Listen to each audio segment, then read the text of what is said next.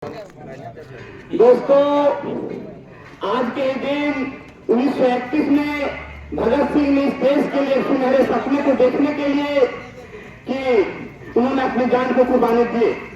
उन्हें विश्वास था कि हमारे चले जाने के बाद इस देश ब्रिटेन से मुक्त हो जाएगा और इस देश के नौजवानों को रोजगार मिलेगा, शिक्षा मिलेगा, हिंदुस्तान की धरती पर हिंदुस्तानियों की राज होगी, किसानों को पानी मिलेगा।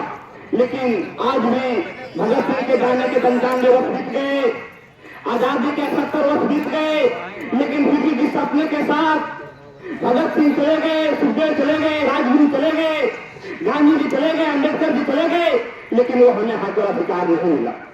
दोस्तों, 1931 में भी देश पर संकट था कि बाहरी मुल्क इस देश पर राज कर रहे थे और आज 95 वर्ष के बाद भी इस देश के निकम्मा सरकार नरेंद्र मोदी के गलत नीतियों के कारण आज अमेरिका हम पर भारी हो रहा है।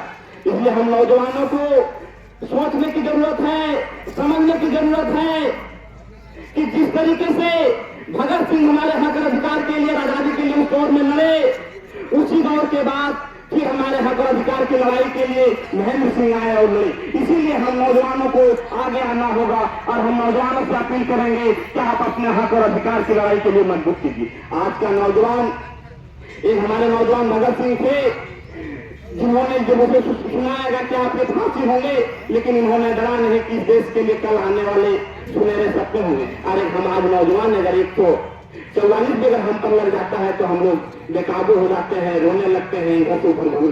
तो हमें सोचने की जरूरत है कि वो एक इंसान से हमारे लिए लड़े और चले गए, और हम तमाम लोगों से अपील करेंगे और कहेंगे कि आप तमाम लोग अपने हक और अधिकार के लिए लड़िए, उठिए, जागिए।